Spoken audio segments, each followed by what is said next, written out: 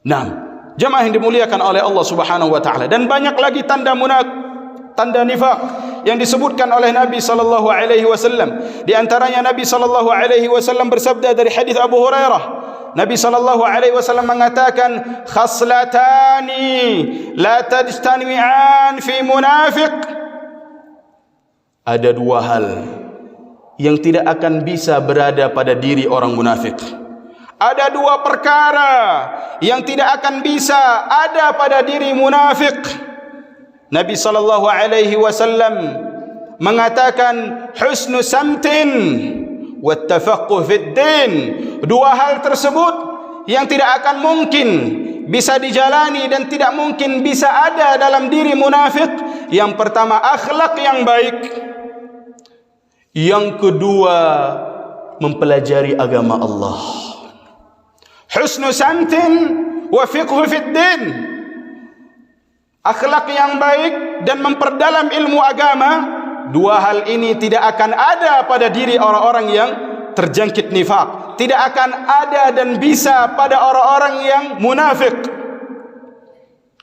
Sifat yang buruk, itulah hiasan para munafikin. Akhlak yang jelek, perangai yang bobrok, itulah hiasan para munafikin.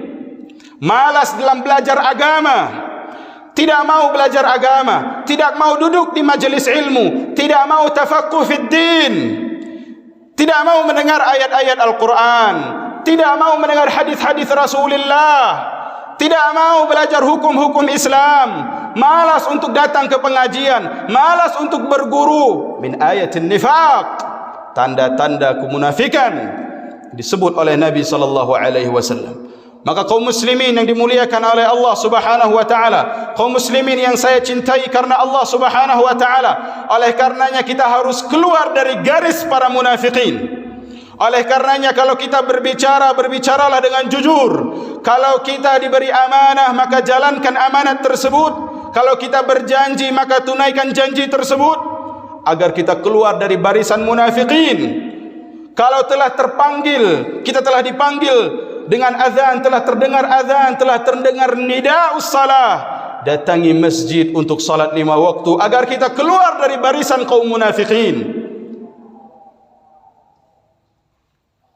Hindari kemalasan, lawan kemalasan itu. Nah, begitu juga jauhi diri dari sifat-sifat dan akhlak-akhlak yang jelek. Al-akhlak ar-radhilah, akhlak-akhlak yang buruk, yang tercela, agar dihindari, dicampakkan dari jiwa kita, agar kita keluar dari barisan munafikin. Kemalasan mempelajari ilmu agama, kemalasan di dalam menghadiri majelis ta'lim, hilangnya perhatian terhadap agama Allah Subhanahu wa taala, agar dihilangkan, menjadi orang-orang yang bersemangat, menjadi orang-orang yang berada di barisan pertama di dalam memperjuangkan agama Allah, di dalam membela agama Allah, di dalam mempelajari agama Allah Subhanahu wa taala, agar kita keluar dari barisan munafikin. Karena dari zaman ke zaman yang namanya munafik dikenal dengan keburukan dirinya dan dikenal dengan tidak ada perhatiannya terhadap agama Allah Subhanahu wa taala. Kaum muslimin jemaah Jumat yang dimuliakan oleh Allah Subhanahu wa taala, ini baru tanda-tanda nifaqul amali, yang masih banyak sekali tanda-tanda yang disebut oleh Nabi sallallahu alaihi wasallam, dan tanda-tanda ini untuk kita arahkan kepada diri kita, bukan kita arahkan kepada teman kita, bukan untuk kita mengecek, oh si fulan ada tanda-tanda ini berarti dia munafik. La, tanda-tanda yang kita sebutkan tadi agar kita arahkan terhadap diri kita sendiri.